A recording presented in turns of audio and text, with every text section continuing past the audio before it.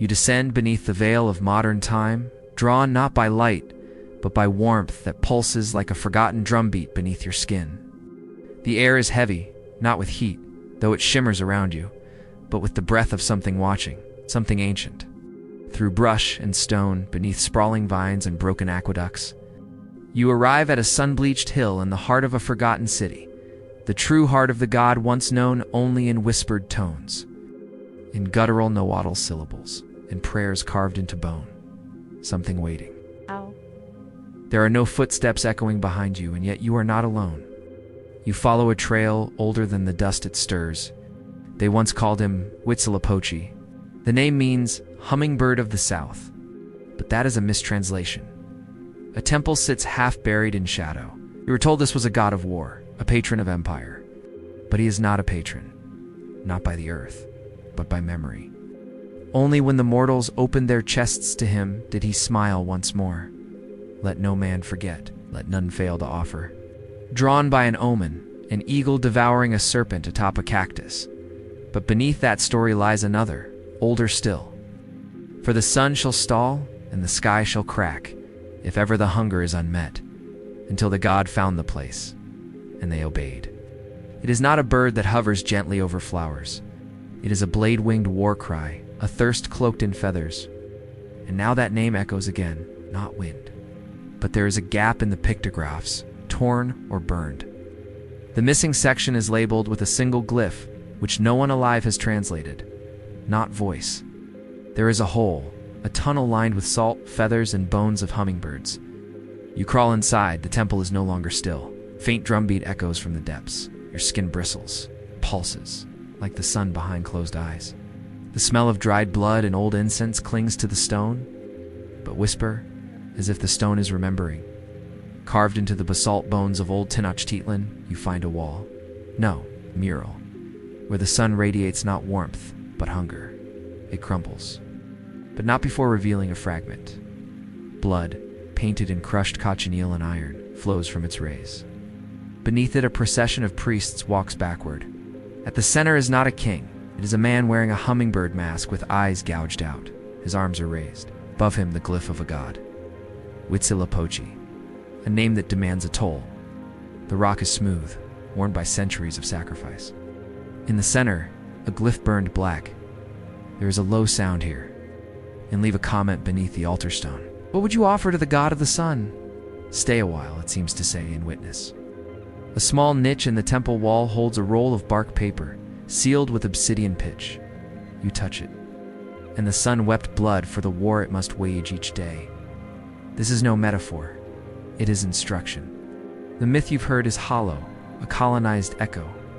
He is a creditor, and blood was the tax. Beneath the lies they told you after the empire fell, they say the Mexica rose from nothing. They followed a voice, one only the priests could hear. Command to migrate, never resting long, never planting roots. But what was that voice? And why did the migration take 200 years? The Codex Boterine, the Tira de la, shows it clearly. The line of footprints, a whispering god. You feel the air change. The temple is colder now, yet the sun above glares with impossible heat. In one corner, behind fallen glyphs, your hands tremble. You are not simply a visitor. You are being initiated. Voice enters your thoughts.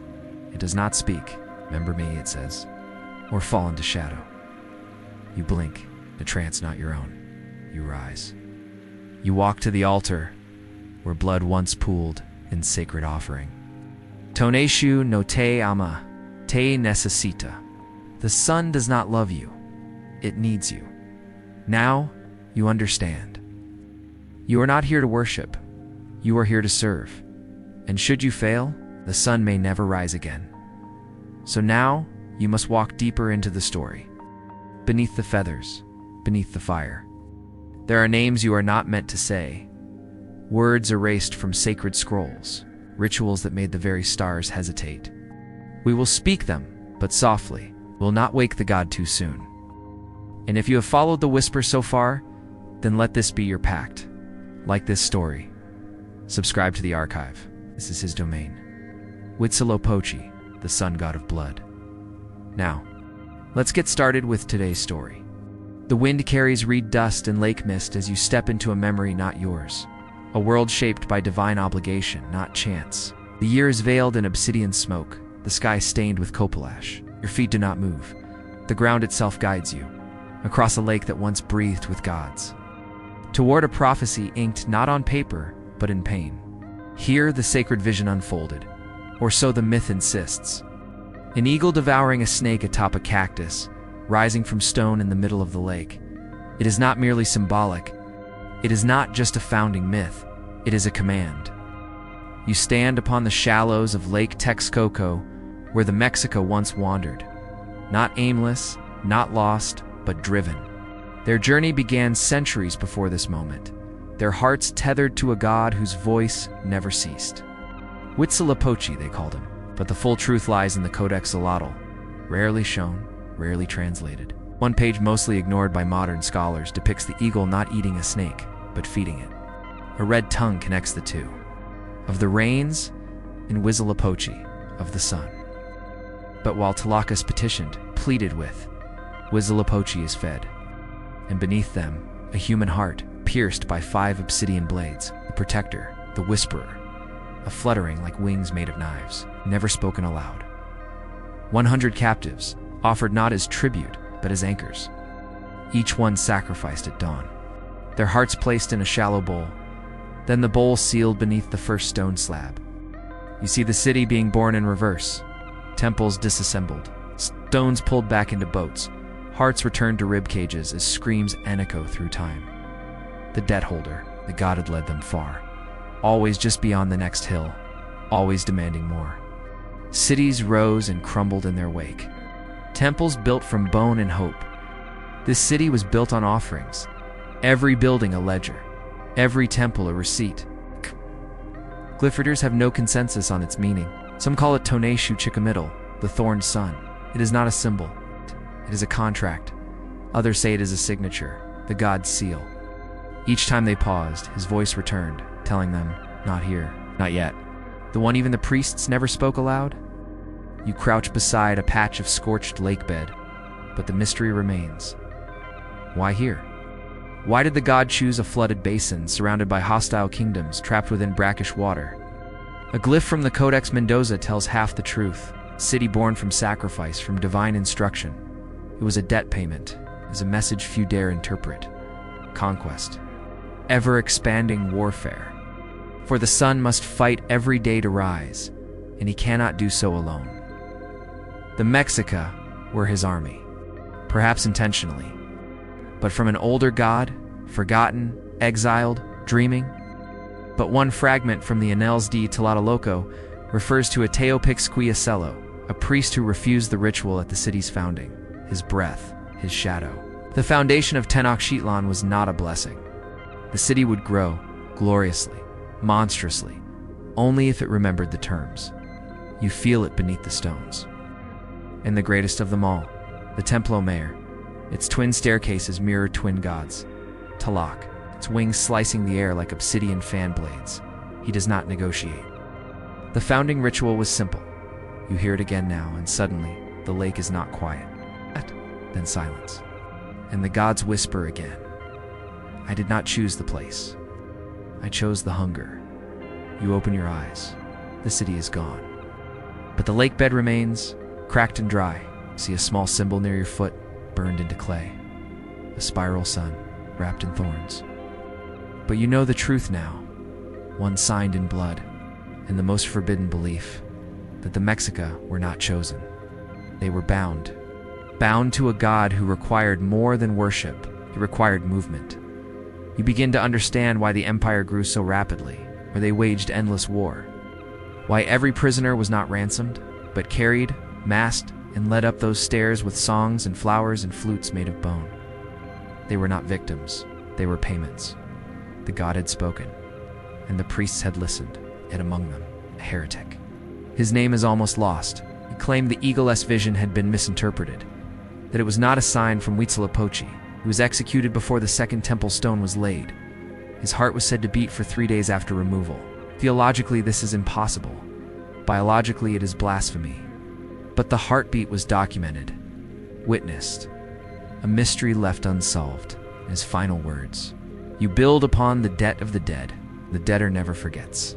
You leave the lake bed now, but the whisper follows. And somewhere in the shifting warmth, a hummingbird flits just out of sight. Its eyes are watching. The sun hangs heavier here, as if weighed down by centuries of remembrance. Too sharp to touch, too smooth to be natural. It reflects your image, and behind it, something else. Feathers, blue, green, red, iridescent, shimmering. Impossibly vibrant, like the wings of a hummingbird made from fire. You walk a trail no longer visible to the eye, but your feet feel it. A sacred procession path etched into the land's memory. Cacti bloom where bones once fell. The hummingbird was chosen not for beauty, but for aggression. Among the fiercest of birds, it fights to the death, driven by an unceasing hunger. It is tireless. It is unrelenting. It is divine. Cicadas sing where flutes once guided warriors to their deaths, the southern war wind. And he did not sip nectar. Around you, scattered bones of birds too small to be eaten. Offerings let the warriors fall, and let him feast. Or messengers. At the heart of it, you come upon a shrine carved from volcanic glass, Huitzilopochtli. The message is not ancient. The ink is too fresh. You were told he was the god of the sun, but that is only what the Spaniards heard through trembling translators and filtered fears. The Nahuatl word that makes his name, Huitzilopochtli, was not poetic. It was literal. The shrine begins to glow, faintly like light under skin. He was the left-handed hummingbird, drank blood. This image, feathered, winged, radiant, is not gentle. But more than that, it moves between worlds. And Huitzilopochtli was not the sun itself. He was its champion, bleeding in the heavens so that warmth could exist. The Aztecs believed fallen warriors returned as hummingbirds, souls reborn not as peaceful doves, but as divine scouts for the sun. Each dawn was a battle. The warriors fed him. And in return, he rose. You kneel before the shrine, fingers brushing the scorched earth. Animal, perhaps. But the scent, coppery, sweet, bitter, sings in your sinuses. And when the sky cracks red, break the flint. Let the god fly once more. One of them still wears a band of cloth, aged, brittle, painted with tiny glyphs. Read them slowly. Mentions an account from a Nahua elder describing this rite. The document ends mid-sentence. Not found in his Florentine codex, not preserved by friars. It is an oral remnant, passed in shadows, never spoken at night. In the sky, he has no rival. In the underworld, he sings with fire, a warning that something is wrong. There is another glyph beneath this prayer, etched hastily, uneven, as if hidden, not part of the offering. The blood will run dry. The god will hunger still. And then he will look below. You recoil. You look again. The ink is gone. The hummingbird's wings are humming now, but not in the sky. From within the shrine, something flutters. You hear it quick, razor sharp, like flint blades rubbing together at impossible speeds. This shrine is not a statue. It is a cage. They did not build it to honor him. They built it to hold him. The insects fall silent. The heat folds inward. Now it hums with the memory of escape. You fall back. Your hands land on soil, damp and warm. You wipe it away. It's not earth. It's blood. Old blood. A forbidden ritual is written into the shrine's base, partially eroded by time and erasure. You transcribe it in your mind. When the sun weakens, bring forth the bird. Feed it maize soaked in warrior's blood, and whisper the names of those forgotten. This rite is unrecorded in any colonial source. Historians dismissed it as peasant superstition, and yet, a single document, locked in the Vatican's restricted archive, no scholar knows why. No scholar dares inquire, but you see it now. The hummingbird was not merely a symbol, it was a vessel. And once a century, when drought claimed the land, when stars turned wrong in the sky, the vessel was opened. But who fed it? You find a cracked obsidian blade at the shrine's edge, feather-bound, but dulled by time. It is not a weapon. It is a key. You reach toward the shrine's base. Your fingers find a groove. It fits. You do not twist. You offer. A whisper slips from your lips before you know it. Huitzilopochtli, the air stops. And in the silence you hear wings. From within the shrine, a flutter, a presence. You do not see the god, but he sees you. And in that gaze you feel it. He is still hungry, still flying, still fighting, not for you, not against you, but through you. The hummingbird drinks the sky, and you have been noticed. The Templo Mayor still breathes beneath the ruins. Its twin staircases, split like the tongue of a serpent, rise into the heavens, or rather they once did. Narrow enough to demand caution, there is no railing. The other, crimson with old rites for Huitzilopochtli, the stone darkens, not with age, but memory. It is here that the most sacred ritual unfolded. Plaque exapaelistly, the flaying of the captive. The southern side, fed, adored. The war god, Thord, the sun's weapon. Only rhythm, the drumbeat of hearts carried upward in open chests, still pounding as they rose. The Florentine Codex offers fragments, illustrations of flayed skins, masked dancers, priests bearing obsidian knives. But the chance lost. The precise timing, not discarded. Worn, erased, and beneath every drawing, a glyph that has no translation. A jaguar, a hummingbird's beak, inverted, a closed mouth. Now, the structure lies buried beneath modern Mexico City's foundation's asphalt, layered over sacrifice.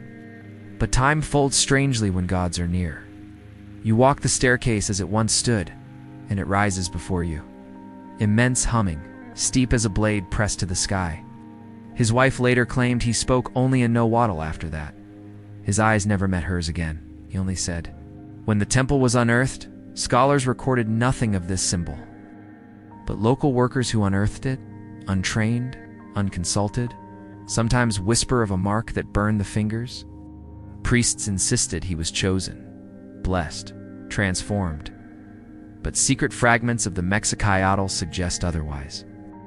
One passage, barely legible, reads, a symbol they refuse to describe. Each step is wide enough for 3 warriors. You climb. Children were blessed by touching the skin. Women sang songs of fertility. Where once fire burned, there is now a hollow echo. There etched in soot, barely visible, a line of text. Men wept. But Renewal, an enemy warrior, chosen for his valor, not his weakness, was dressed in the god's regalia. Hummingbird helmet, golden feathers, painted flesh. He was not mocked. He was transformed. At the summit, 2 shrines face each other, eternally divided. One for Tlaloc, Lord of the Rains and Fertility. You step toward the red shrine. Each spring, the people gathered not for punishment. He became the Ixiptla, the embodiment of the god. For 20 days he danced through the city. He was honored. And then he climbed these stairs, not as a man, as a mirror. The ritual is not remembered clearly. You reach the top. The altar is before you. Here, the body of the Ixiptla was laid, his chest opened with a blade, the heart lifted skyward, the skin peeled. Priests donned the skin of the god's vessel and danced among the people. A procession of divine puppets, bloodied, sacred, terrifying. No one asked where the soul had gone. The belief whispered, not taught, was that Huitzilopochtli did not descend into the vessel, he escaped through it, that he needed a door. And the body was that door. You touch the altar, cold, smooth, to clean. There is a mark near the corner, scratched by a fingernail or bone, a circle with 5 points. The sun's stone pattern, but reversed. It does not depict the sun giving life, it shows it devouring. This detail is absent from all reconstructions. One of them never returned to work. The god wore his face. A theological paradox lingers. Was the Ixiptla honored or annihilated? Was he a martyr or a mask? He begged not to be chosen. But the feathers grew anyway. An unsolved question, not just of ritual, but of consent. You stare into the empty shrine, but echoes do not come from silence. They come from remains. You lower your head into the shrine's cavity. Not all flayings remove skin. Some remove time. You pull back. The sun above is not as warm. Your skin itches, tightens. Your reflection in the obsidian wall flickers. Briefly, it wears feathers. You do not blink. Instead, you climb down the stairs. Each step feels heavier, each breath more distant. You are being hollowed, not all at once, slowly, with reverence. The way a god might sip from a mortal, a feather drifts past your cheek. Blue, iridescent. You do not remember it falling. You do not remember it not being there. Below, the courtyard is empty, but you feel watched. Not by eyes, by hunger. The pyramid behind you is still, but in the shadow it casts, something moves. The gods rarely choose the sober. You stumble now, not from fatigue, but intoxication. Not of the body, but the spirit. Your breath thickens with the scent of pulque, the milky, fermented sap of the maguey plant.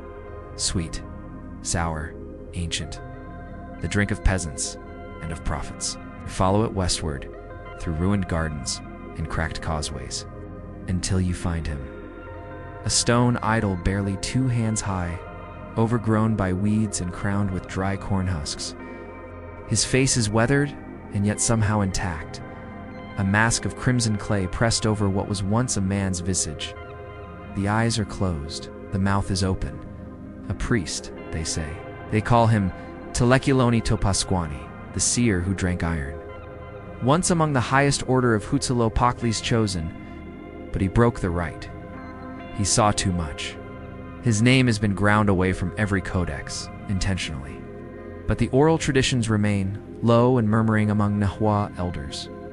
They say he consumed a mixture not sanctioned by the temple, a blend of pulque, powdered obsidian, crushed marigold, and, most heretical of all, the dried petals of the tlapatal flower, hallucinogenic, forbidden, divine. He drank it alone. Your breath slows, and the world turns inside out. At midnight, depicts a figure dancing in reverse under an eclipsed moon. Blood flows not from the chest, but from the crown of the head, as if the spirit is being poured into the earth. Beneath the shadow of the pyramid, you hear the chants in reverse. The temple burns, not with fire, but with memory. You walk backward through corridors lined with hearts that beat outside their bodies. For 7 days, he spoke no words. On the 8th, he carved a circle into his own face and wore a hummingbird mask upside down. The ritual he performed that night is not recorded in any surviving text. But a page in the codex long thought to be misdistributed, a faint warmth lingers. Beside him, a glyph known only as Teotelnenel, the god's mask. And beneath it, 3 Nahuatl syllables scholars rarely translate. Yankuk Ilhikatl, the new sky. What sky did he seek? You fall backward. Dirt clings to your skin. The statue is silent again, filled with hardened sap and something else. A hummingbird skull dipped in red pigment. On its beak, a faint sigil. What sky did he see? You kneel beside the statue. Its mouth still holds traces of dried liquid, dark crusted, tinged with ochre. Not blood, not wine. Pulque! You touch your fingers to the residue. Suddenly, a ringing enters your ears. High, shrill, and melodic, like a flute played with a bone mouthpiece. Your vision swims. You are not alone. You are not you. You are him.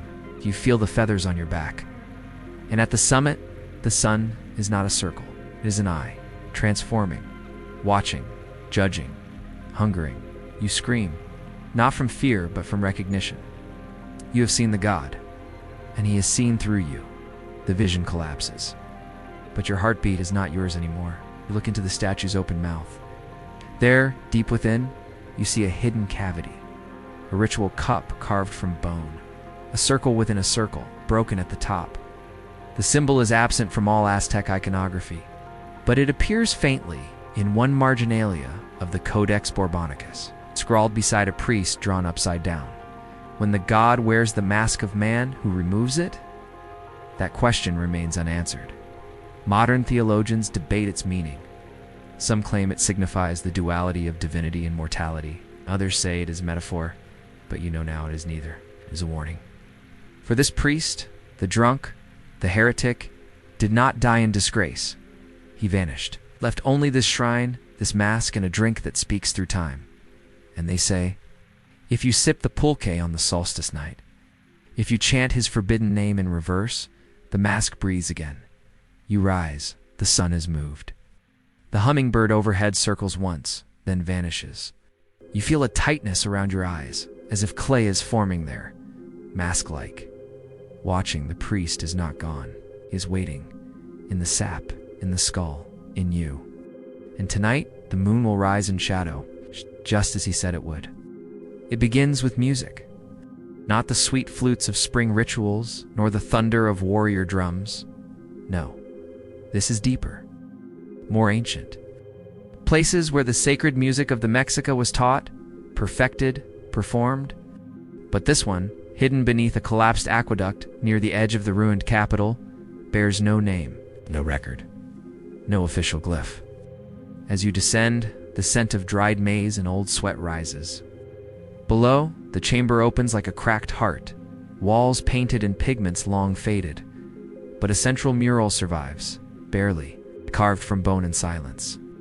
A wind chime made from jawbones clinks overhead as you step into the courtyard of an abandoned temple annex.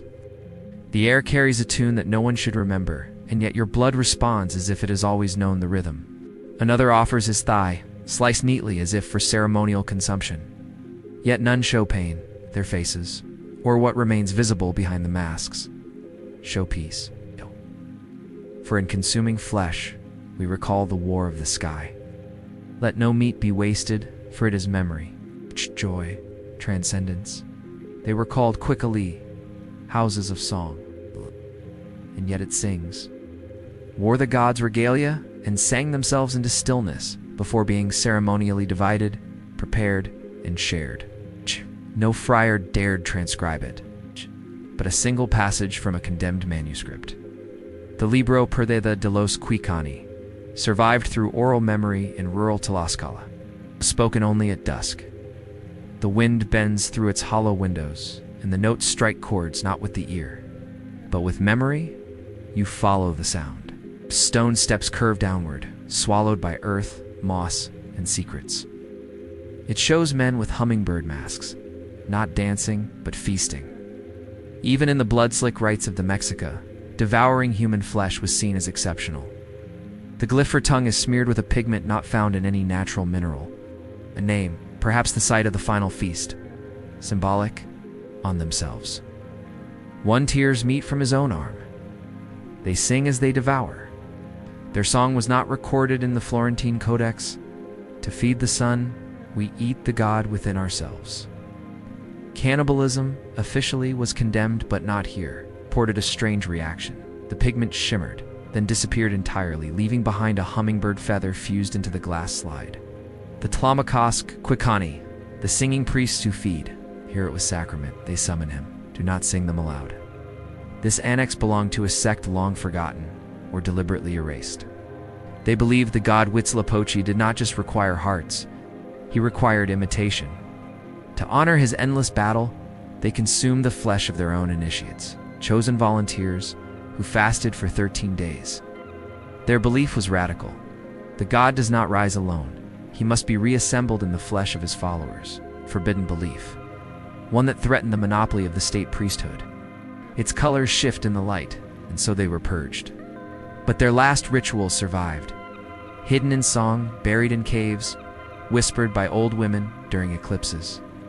You find an inscription at the chamber's base, under a broken offering bowl. Xochitl, where the god's tongue fell. A location, you copy it into your mind. Scholars have tried to replicate it. They call it pigment, rojo olvidado, forgotten red. It resists analysis. Some say it's cochineal mixed with cinnabar. Others say it includes blood, human blood. But one researcher in the 1960s, after applying heat to a sample, he destroyed the report.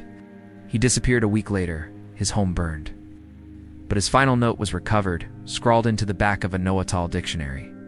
The songs are not metaphors. Do not sing, but your throat aches. Your tongue flicks against your teeth, tracing syllables you have never learned and yet have always known.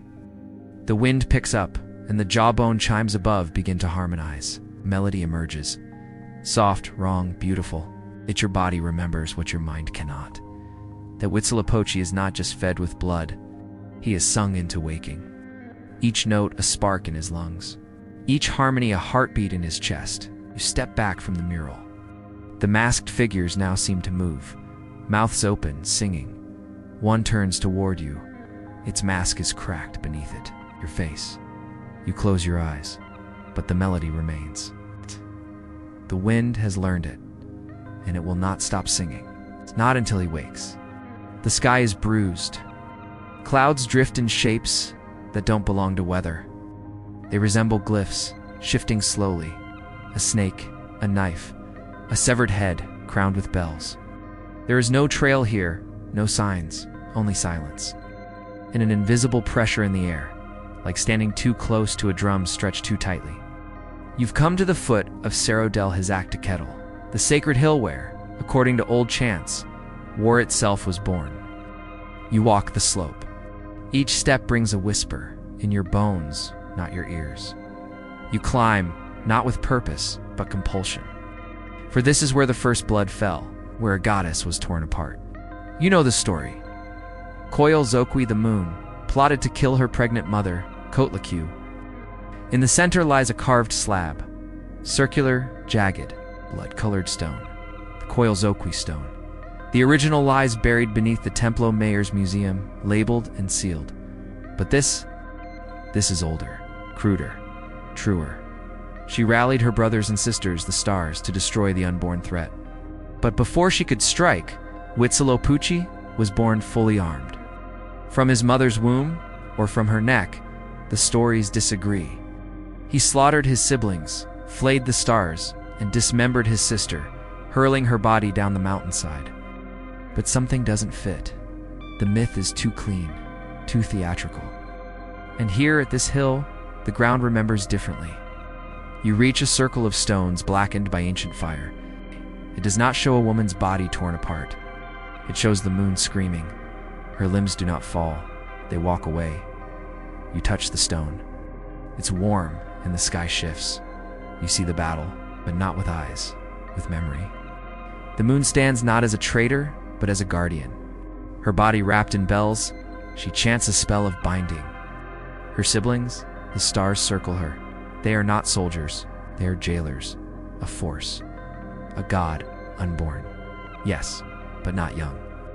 And what they guard is inside their mother. A fire, Huitzilopochtli, it reads. He does not emerge in defense. He was unleashed, erupts.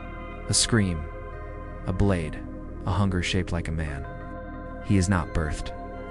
He is released. You stagger back. Image shifts again. Not visually, but rhythmically. The memory is not metaphor. It is history. Divine, broken, bleeding into every sunrise since. But one fragment, her heart perhaps, was never recovered. Huitzilopochtli did not betray her family. She tried to save them. For that, her name became synonymous with dismemberment. The glyphs were altered, chants inverted. But one hidden in the Codex Huitzilopochtli remains unchanged. She fell, but she sang, each bone a word, each word a warning. The god was not made. Theological implications ripple. True, Huitzilopochtli is not the protector, he is the threat. Waning, watching. The empire did not rise by his will, but through possession, and the first casualty was truth. You kneel beside the stone. The bells on Huitzilopochtli's body pulse with light, and beneath the surface of the stone, movement, a pulse. They say her remains were buried here, her bones scattered like stars. The priests claimed it dissolved at dawn, but others whisper it hid itself, waiting for the moon to reclaim her name. Waiting for a voice brave enough to sing her truth. You look up. The sun is high, but its light is cold, and behind it, faint and pale, the moon lingers. An unsolved question remains. Why did the Aztecs represent their greatest god? The sun, the warrior, as a being birthed from murder? And why did they place his shrine directly above the image of his sister's shattered body? Is it honor or warning? You rise. The stone beneath your feet cracks faintly, a single note, like a bell. Huitzilopochtli is not forgotten. She is fragmented. But fragments can reassemble, and one day, the moon may rise first. You are deeper in now, not beneath the ground, but beneath the surface of memory itself, where the sacred and the sealed converge. South of the vanished lake, near a hill no map names, you find a field of obsidian shards glinting in the sun like tiny knives. The locals avoid it, but an anonymous fragment hidden inside a 16th century leather-bound prayer. Book speaks of a valley where the offering was rejected, and the sun paused above the earth in judgment. No one tills the soil. Maize refuses to grow. Not with melody, but tension. The ashes within are ancient, but not cold. As if each shard is a memory, waiting to cut. They call it Tlatelolco, the place where the heart refused. No records mark it, no conquistador ever wrote of it. You step into the field. The obsidian sinks underfoot. The center lies an ancient fire pit, blackened, scorched, silent. It's perfectly circular, ringed by jaguar teeth embedded into the earth. You reach down. Warmth. A pulsing warmth. It doesn't come from fire. It comes from something beneath. You dig gently. At first only soot, char, burnt feathers, but then flesh, not decayed, not new. A heart, still red, still wet, still beating. You fall back, choking on a scream that never leaves your throat. It pulses once, twice, then stills. No birds cry, no wind moves. The silence is reverent.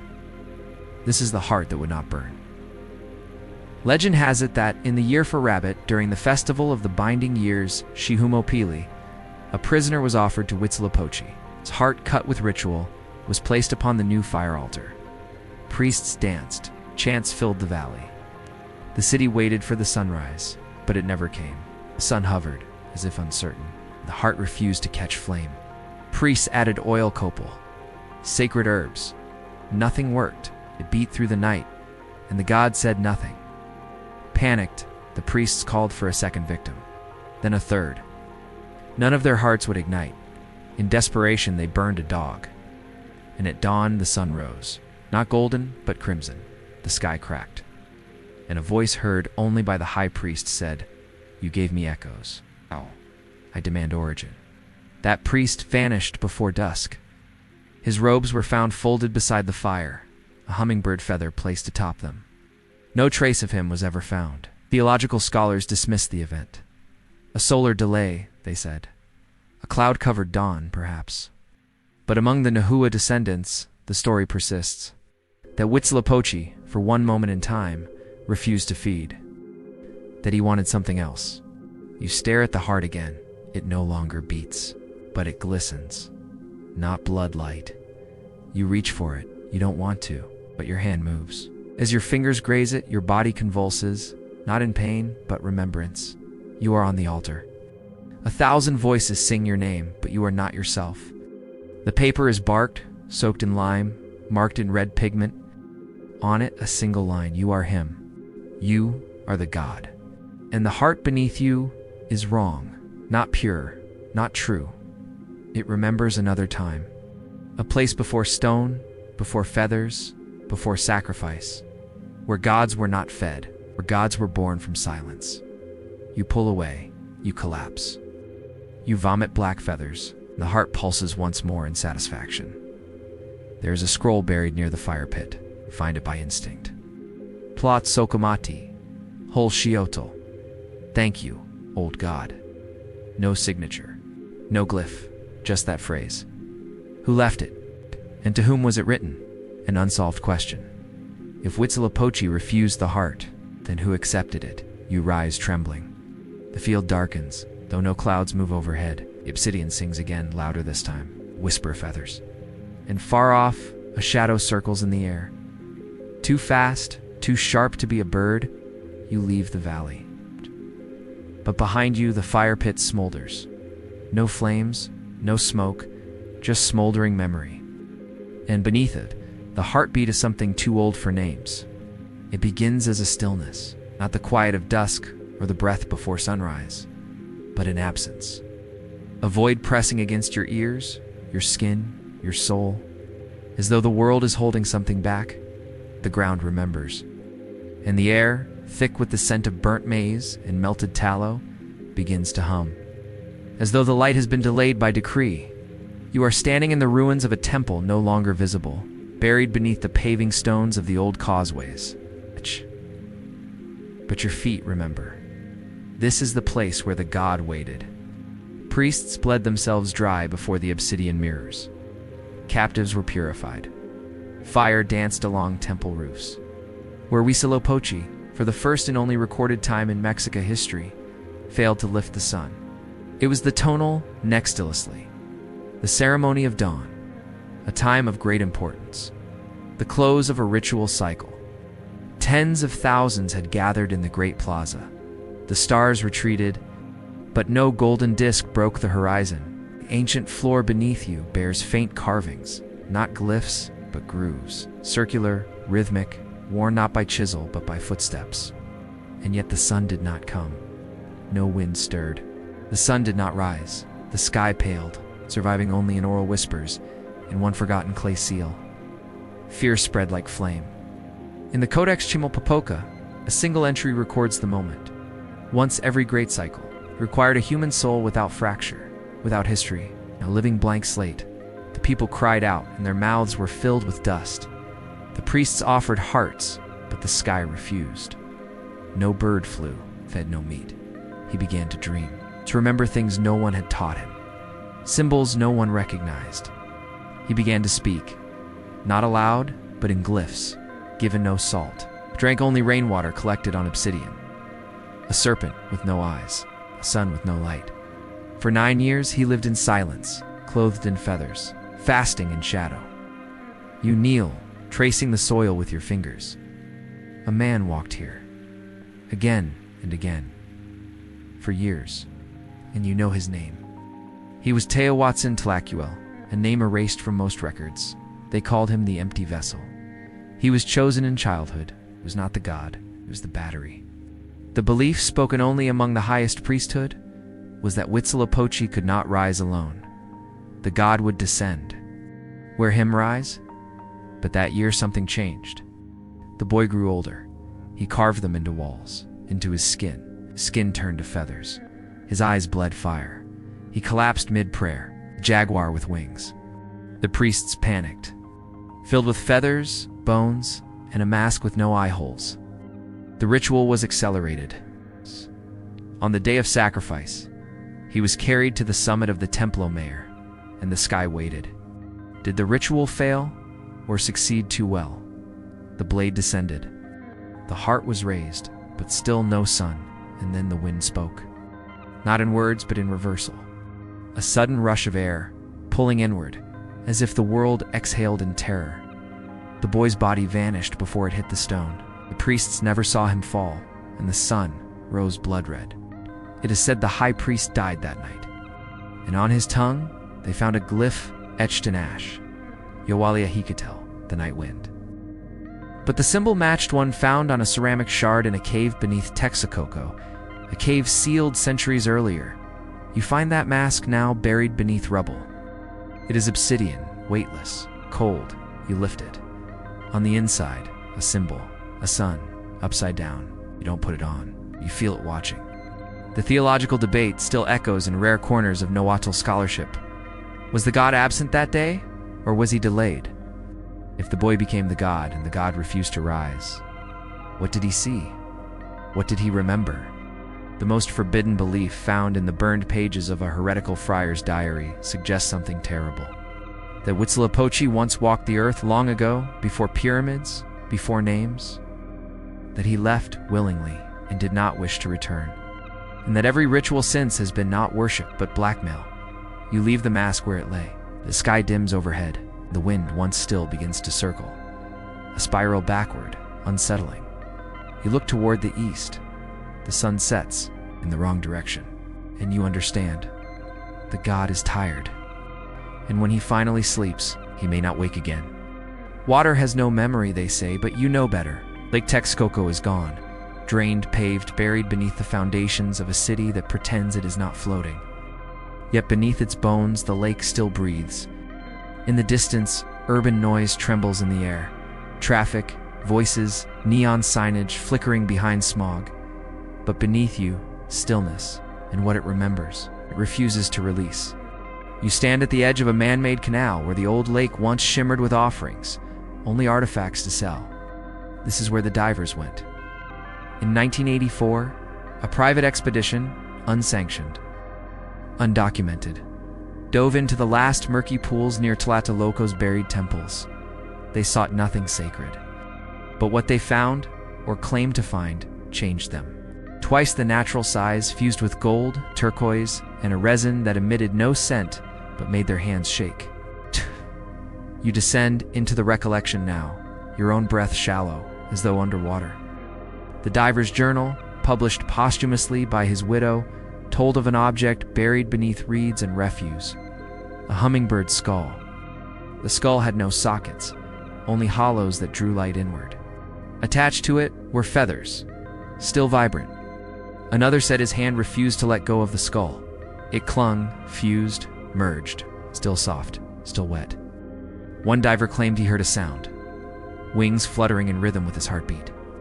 The journal ends abruptly, spiral glyphs, and a crack along its beak resembling a Nahuatl word. Some call it a metaphor for poetry. Others say it was a real place. The origin of divine knowledge, the final destination of exiled gods. The man drowned 2 days later in his bathtub, arms wrapped around nothing. The skull was never recovered, but a photograph surfaced years later. Blurry, black and white, taken through glass. It shows an object unmistakably avian, adorned with solar motifs, Tlatelolco, the land of black and red. Scholars debate the term. But if this was Huitzilopochtli's skull, what does it mean? Can a god die? There is a page where the ink has been deliberately scraped away, and over it, redrawn in human blood, is the same mark. Or, can he shed? You stare into the water. A single feather floats toward you. It lands near your foot, not drifted, placed. You pick it up. Show a figure kneeling beside a lake, holding a bird-shaped mask. In the sky above him, a flaming disk. The sun split in two. It is warm, and within its spine, carved so faintly you almost miss it, are 3 parallel lines crossed by a jagged curve. You've seen that glyph before. In a suppressed volume of the Relaciones compiled by frightened priests in the 1570s, beneath it, one word. Exciptla, the vessel. But whose? The unsolved mystery lingers like fog. Did the skull belong to the god himself, or to one who wore him? The feathered skull is not mentioned in official records, but murals discovered in 2006. Behind the walls of the Chapel of Sand, the duality of light and war, of soul and symbol. The mural was sealed behind plaster within days of its discovery. No explanation was given. You feel the pull now. Not downward, but inward. The water calls not your body, but your story. A chance to offer not flesh, but identity, to be seen, to be used. The feathered skull is real, and it seeks, not to kill, not to bless, but to replace. You toss the feather back into the canal. It hovers, suspended, then flutters upward against the wind and vanishes. Behind you, the air shifts. You are not alone. You turn slowly. No one stands there, but the water is rippling in a perfect spiral. Clockwise, sunwise, and at its center, something breaks the surface. Not a hand, not a beak, but a reflection of a face that is not yours. Wearing feathers, watching, waiting. You do not reach for it. But you know one day, it will reach for you. You are led now by a shadow with no source. It moves along the ground beside you, stretching long and thin, not following your movements, but leading them. The sun overhead pulses like an exposed nerve, but its warmth has receded. The day feels hollow, disguised as a natural hill, overgrown with nopples and brittle wildflowers. But beneath this camouflage, stone waits. You push aside brush and dust to reveal a doorway. Circular, rimmed with flint, carved with alternating glyphs of fire and void. And above you, clouds begin to gather, spiraling unnaturally toward the center of the sky. An eclipse approaches. It is described as the door that opens when the sun hides his face. A sanctuary, a prison, then suddenly rough, etched with jagged spirals. You descend through a tunnel carved not by tools but by time. At the base, a chamber, a threshold, and with it is the most dangerous rite ever whispered in the House of the Sun. You arrive at a mound of earth. It is Tlachtli, the mouth of the eclipse. Only mentioned once obliquely. In a suppressed appendix to the Annals de Huitzilopochtli, you enter. Inside, the air is thick with the scent of ancient resin and dried sweat. Your hands trace the walls, smooth at first, not polished, fractured. Descriptions vary. Some said they spoke in reversed Nahuatl, their voices overlapping like multiple mouths. Others claimed they could no longer see their own reflections. Of a stone chamber beneath the sunless mound, where the air recoils and mirrors grow warm in your hand. Its notes were deemed heretical, a circle pierced by 4 spears, but nothing at its core. His body found days later, with his eyes sewn shut. One man reportedly aged 20 years in a single day. Another forgot his mother's face, but remembered glyphs that had been lost for centuries. Octagonal, stone benches along the edges, a pit in the center, lined with black glass. You have found the eclipse room. This is where the rite was performed. One so dangerous it was conducted only during total darkness. When even the god could not see. Ritual's name was Huitzilopochtli, the masking of the unspeakable. The participants were blindfolded, their mouths sealed with copal. They wore mirrors on their chests. They were told, "Do not speak the name, do not breathe it, only wear it." Then, one by one, they stepped into the pit and emerged. Changed. The nature of the change is unknown. No one performed the rite twice. Most who did vanished. One Spanish friar, de Herrera, wrote, "On the wall beside the pit, you now see it, the forbidden symbol, a sun with no center, no God, no heart, no light, just absence. You sit on the bench, and above you, the sky darkens. The eclipse has begun. A chill passes through the tunnel. Not cold, it's cleansing.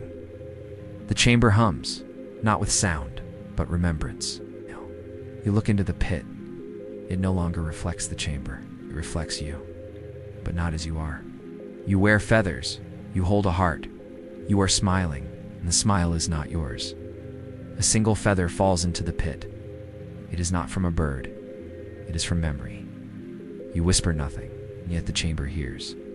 Because the forbidden belief, never carved, only passed from priest to priest through touch and breath, was this: that during the eclipse the god could be replaced, not denied, not killed, but switched, masked, overwritten, and that if the right person, the right Huitzilopochtli, wore the god's absence with enough conviction, the sun itself would obey. Some say this is why eclipses were feared, not because the sun vanished, but because it might return wearing the wrong face. You stand. The pit no longer reflects you. It shows a hummingbird, still sleeping. Then in a flash, it opens its eyes. You stagger back, and above daylight begins to return. The eclipse passes, but your shadow no longer matches your form. It's taller, broader, and it wears feathers. The air shifts, heavier now, more metallic. A scent rides on it. Old leather, scorched parchment, dried blood soaked into limestone. You are not alone, though no one walks beside you. The echoes of boots, iron-tipped, foreign, clang softly in the distance. You have arrived at the place the Spaniards never intended to enter. A forgotten annex below the Templo Mayor, sealed before their ships ever landed, and unmarked on any map. And yet they found it. Their accounts were redacted, their mouths sealed. But a letter survived. A single, handwritten page, hidden inside the spine of a conquistador's psalter, discovered only during restoration in the 20th century. It was unsigned. The ink faded, the words trembling, a door with no hinges that opened when no one touched it. The floor beneath us turned hot, one of us fell, and the scream never stopped. In the hollow chamber we saw, statue, but it moved without motion. We did not speak. We could not. And when we turned to flee, time was not the same. You left before we entered. I do not sleep now. The humming returns in my teeth. We found a passage where no map led. No one believed the letter, but now you stand in the hollow. The chamber is vast, wider than any temple above it. The walls are marked with spiraling glyphs that fold inward, like scripture eating itself. At its center, a statue, 7 feet tall, made of black volcanic stone veined with copper. The feathers are carved with such precision they seem to shift as you walk around them. But its most disturbing feature is the gesture. It wears a hummingbird helmet, open-mouthed, eyes dark, one hand raised, not in blessing, but in refusal. Where worship is not offered, but drained, those who look into it lose their shape. We must never enter again, gesture of warding, a denial. And at the statue's feet, a pile of Spanish weapons, rusting, bent backward, melted at the edges. Among them, a breastplate still etched with the cross of Castile, split clean down the middle like a chest opened for offering. This is the Hollow Temple, known only in suppressed missionary documents as Huitzilopochtli Tonali Huko, the Great Temple of the Hollow Sun. It was built not to honor the god, but to contain him. According to a forgotten sermon draft by Friar Rodrigo de las Heras, it's confiscated by the Inquisition. The temple was an inverse altar. The god they call Huitzilopochtli is not prayed to here. The rite is emptied here. The rite is unspoken. The mirror is turned inward. But he did, and vanished, as did his novice. Their names erased from the order's records. Their rooms sealed, their clothes burned, but one scrap of cloth survived. Buried in a wall, embroidered with a glyph no Spanish friar should have known. Yes? A spiral sun, crossed out. The statue's base bears no inscription, but the floor around it is cracked, not from age, but pressure, as if something once writhed beneath. You press your ear to the ground, you hear. Breath, deep, ancient, contained. You realize then the Hollow Temple is not architecture, it is restraint. The walls are not to keep visitors out, they are to keep something in. And the Spaniards, eager, arrogant, broke the seal. One conquistador's diary, recovered in fragments from a burned village near Cholula, describes what he called El Avenue de Sangre, the bloodbird. Moving faster than vision, trailing whispers in Nahuatl, he did not understand.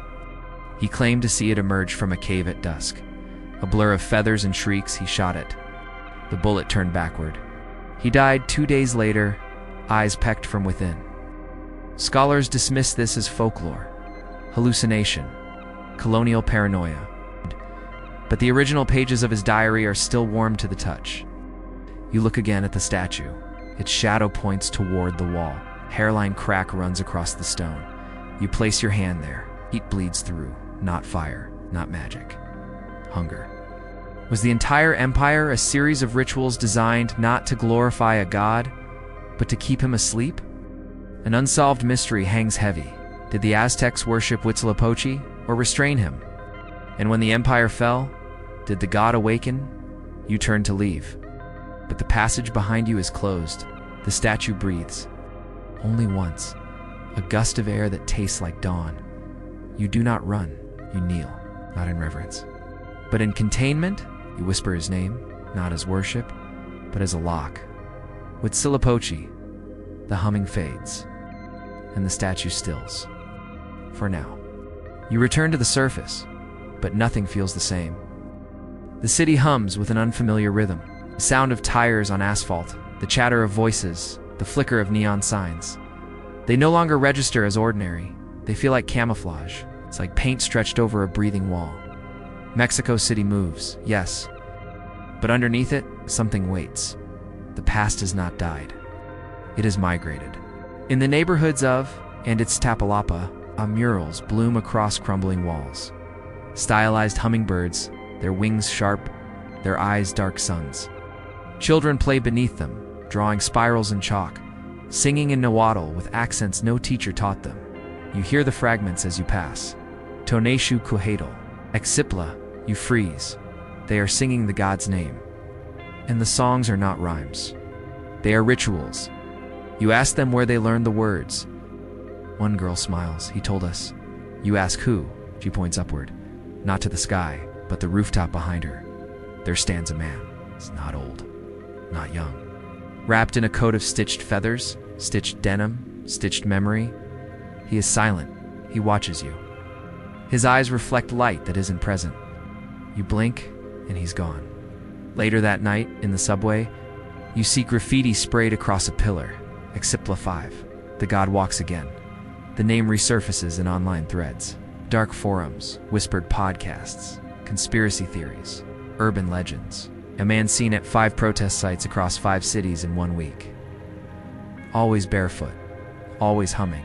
Crowds part for him instinctively. Animals follow him without fear. And when he enters a room, the lights flicker. In one grainy photo, he wears a medallion shaped like a sun disk cracked in half. The caption, El Dios del Sur no duerme. The god of the south sleeps no longer. You trace his path. It always moves toward heat, toward unrest. Describes a presence that draws memory out of the body, as if you remember him before you were born. Toward devotion. In Oaxaca, a small shrine appeared overnight. Don't build it. No one takes credit. But each morning, fresh feathers lie at its base. He is a response. The god did not vanish. He is wearing us. In Monterey, a man was filmed walking through fire. He did not burn. The footage was deleted within hours. But stills remain. Always the same man. Never the same face. A journalist tries to investigate. She publishes one article. In it, she writes, "He is not a man." The article is removed the next day. Her byline disappears from the paper's archives. But someone prints her piece, hundreds of copies, and scatters them across square at dawn. Each one stamped with the same glyph, a hummingbird drawn in blood-red ink, facing left. You hold one in your hand. Who still keep feathers in clay jars. Is this? And realize the truth. The god did not die with the empire, did not remain in stone. He is adapting, migrating, possessing.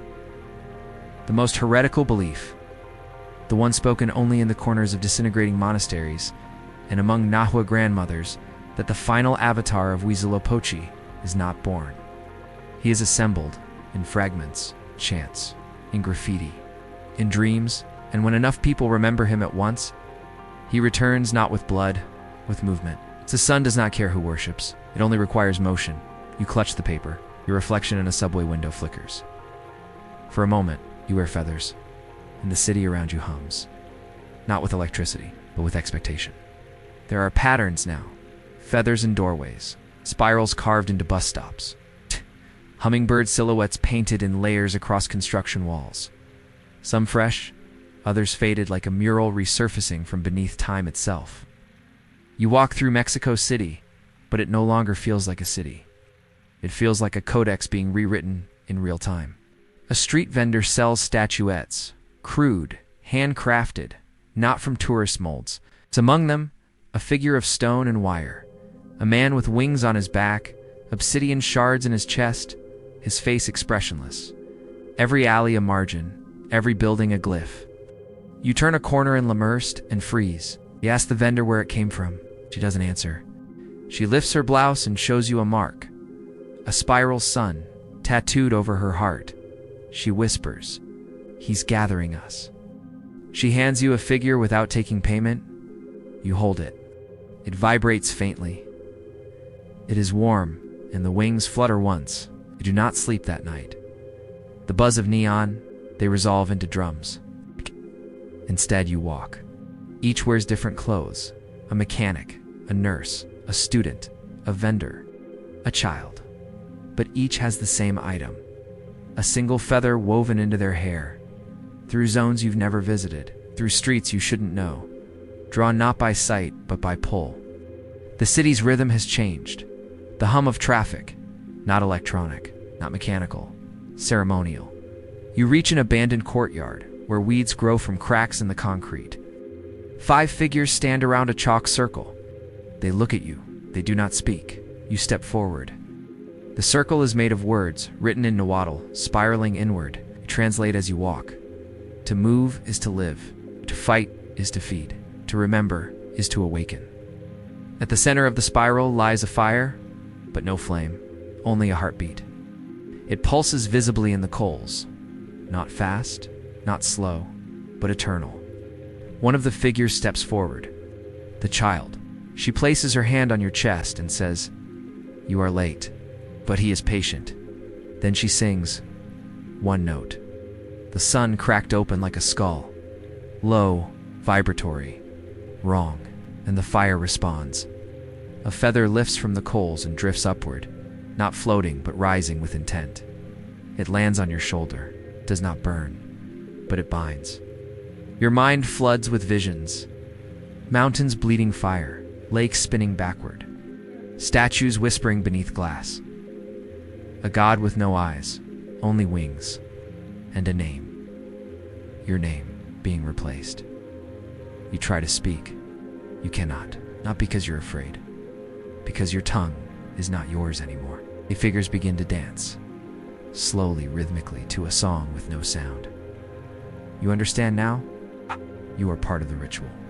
You are one piece in the god's rebirth, not metaphorically, not symbolically, literally. The belief long buried beneath stone and shame was true, that Huitzilopochtli never dies, he only scatters. And when the pieces are gathered, bone, chant, blood, breath, he walks again, not as a statue, not as a sunbeam, but as people. He doesn't need temples.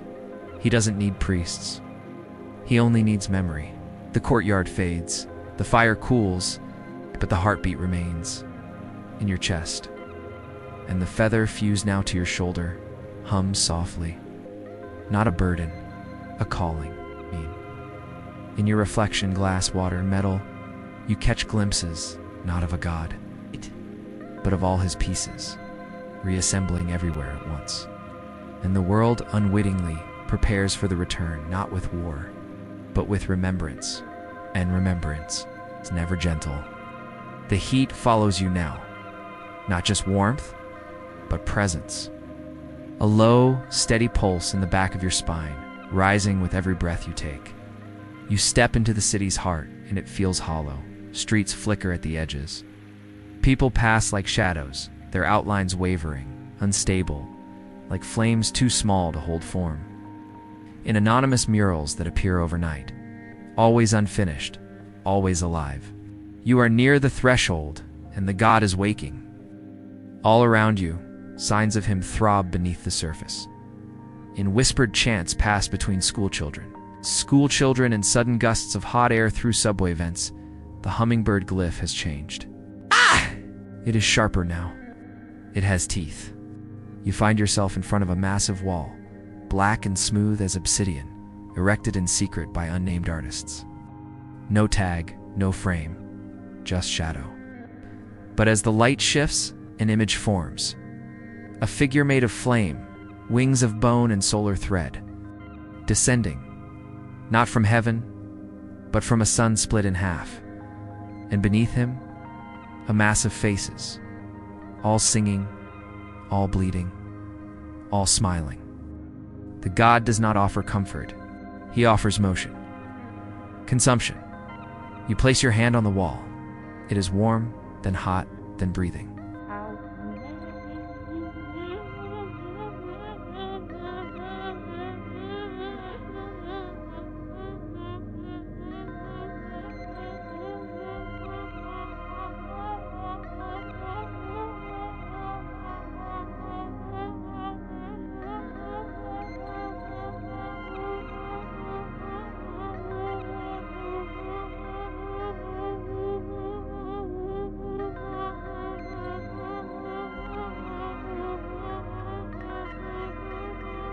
Sir, and triping on and I don't know you. Whispered only once to you by a trembling man on a Veracruz pier before he walked into the sea. Only enough to remind you that it could take more. It inhales your palm. This is not worship. This is assimilation. You step back. The shadow of the figure stretches. And when it returns, it is wearing feathers. You remember now the final unspeakable rite. He doesn't want your prayer. The flowering of the spine, a rite of replacement. No sacrifice, no altar, just surrender. He wants your spine, because to still the heart meant eternal night. Because the god did not promise paradise. He wants to stand up inside you. The priesthood called it Zaxakuta Lamatin. It has no script. Only a moment. Only a choice. You feel it in your back. A warmth. A pressure. a promise. They say the sun loves the people. That was always a lie. The sun consumes. It does not ask. It takes. And we offered ourselves again and again, because to stop moving meant death. He promised light, and he kept his promise. You stand now at the precipice of the modern world and the ancient one. They are not separate. They never were. The empire did not end. It merely changed uniforms. The god did not fade. He migrated. And the final mystery, the one no theologian dares phrase aloud, is this. What happens when the sun has eaten all his worshippers? Does he rest, or does he find more? What? The wall pulses. And you know? You are no longer walking beside the god, you're walking within him. The city moves around you, but the sky is watching. And the sun does not smile. It hungers, and it sees you. You do not know where you are. The world is still, not silent. There is always the hum, that low-winged whisper behind your teeth. But still, your body is cool, but the air burns. Everything feels like it has already happened, or is just beginning. Something else, a surface that remembers. In it, your face looks back, but it isn't quite your face anymore, or both. You stand at the edge of a reflection. Not water, not mirror. Your eyes are deeper. Your shadow has too many limbs. On your shoulder, the feather still rests. It has not aged. It never does. You are the final page of a codex left unfinished. And you wonder, has it all been story, a myth, or memory? You turned your ear to the sky, you'd hear it. Far above the clouds, beyond the warmth of day, the sun murmurs. Not in words, but in names. Names of people who forgot him. Names of those who still burn when they sleep. Names written in blood, in song, in wind. Your name is there now too, not written, whispered. They were wrong to call Huitzilopochtli a god of war. He is a god of movement, hunger wrapped in ritual. A forward motion that does not ask permission, and you are no longer a follower. You are a limb, a memory, a carrier. Because the god is not in the pyramid, he is in the rising. In every crowded street, in every engine's roar. In every human heartbeat that forgets, it belongs to something older, something feathered, something waiting. And when the sun stalls, when it blinks and forgets to rise, you will be there. You will remember the name. You will whisper it into the empty air. The wing will return. Slowly, terribly, surely. Because Huitzilopochtli never dies. He only waits. There are more gods. There are always more gods, whispered Eternal.